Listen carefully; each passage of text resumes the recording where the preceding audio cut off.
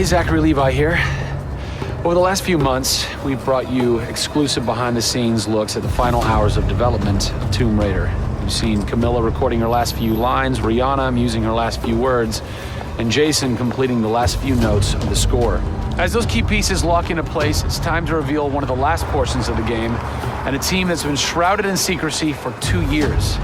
We're here in the beautiful and freezing Montreal, Canada, to bring you the final hours of Tomb Raider multiplayer edition. These are the final hours of Tomb Raider. Welcome to yet another world-class studio in the Square Enix portfolio, Eidos Montreal, home of the multi-award-winning game Deus Ex. Locked away in one of the far corners of the studio is a team of experienced, passionate professionals who have been specially brought together to create the first ever multiplayer component to the Tomb Raider universe. Let's meet the team behind the vision, direction, and decisions, and hopefully get a chance to play a few rounds.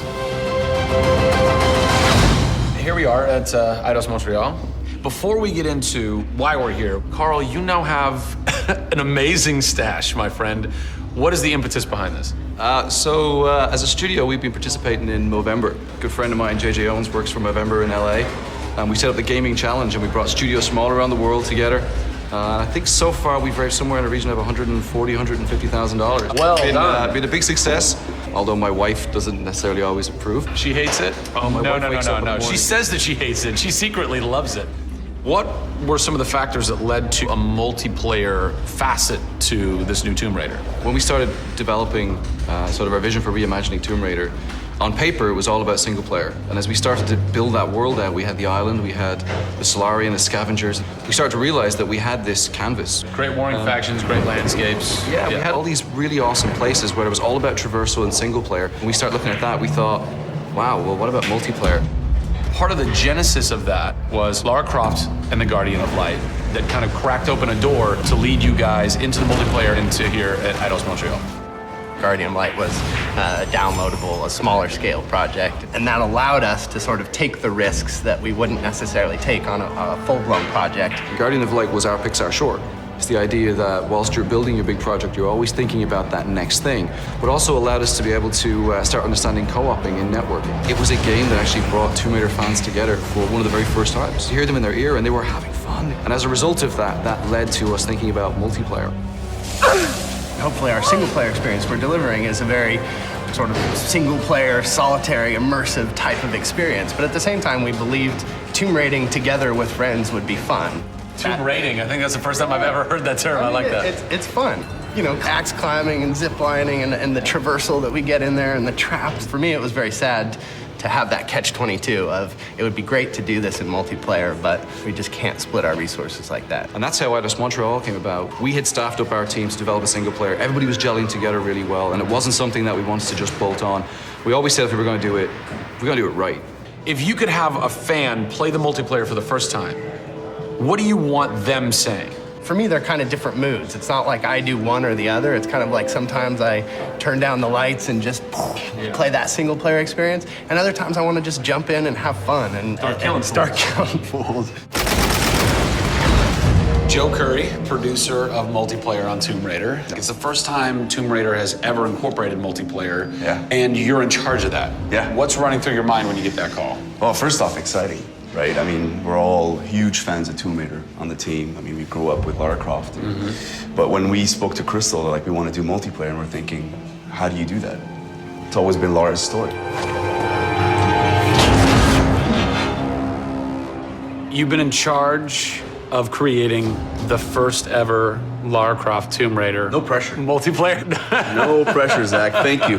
What are some of the main pillars that you brought over from the single player to the multiplayer to make those two worlds cohesive? The element that really stuck out was survival. The group surviving together. Right.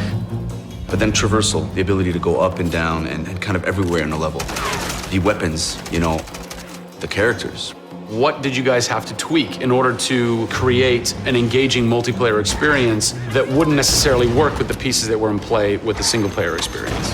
One example is the bow. Especially in the reboot, it's so iconic that we had to make it work for multiplayer. You have a certain forgiveness when you play single player. Multiplayer, players expect snappiness. I shoot you, I expect you to go down, or you can just do what I do, which is take out the biggest gun and just run for them and shoot them out.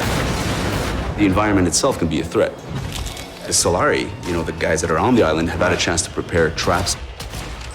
We've got things like an ammo box that looks like an ammo box, but it's really an explosive device. I need ammo, and it looks just like the regular ammo box, and then you're gonzo. We have a lightning rod. You'll get a lightning strike on the rod, and then you'll eliminate your enemy. First and foremost, we want to be humble. We want players to just have a really memorable experience. I had fun doing this. Do you remember when we set that trap? Moments that the players will come back to and talk about experiences that they've had for themselves, not necessarily the game offering them experiences. Absolutely. So, Joe, behind us we have the QA team, or the quality assurance team. They're a part of the development team. They can tell us what we need to fix and what's working and what's not. When do I get to game test? When do I get to get my hands on the game? Soon. We got a surprise for you first, Zach. So, when I was approached to host the final hours of Tomb Raider, essentially the biggest tell that I had was, I want to be in the game. I want to have a cameo, I want to have something. So guess what? Boom! Boom! Boom! I'm a playable character in the multiplayer Tomb Raider. How sick is that, Joe? You and your team are awesome. I can play with myself, virtually. Are we ready? Oh, that burns! You suck! Get those transmitters running. Radio transmitter activated! We're getting off this damn island? We send this thing. Beautiful. I would like to try and kick your butt as me in this map right now. Should we try it? All right. Bring it. Let's do it. It's happening right now. Oh, nice! Was that one of my traps? That was one of your traps. Yeah! These booby traps are really fun. I mean, they're really, really fun. Yeah! Don't worry about it. Just because you made the game and I beat him.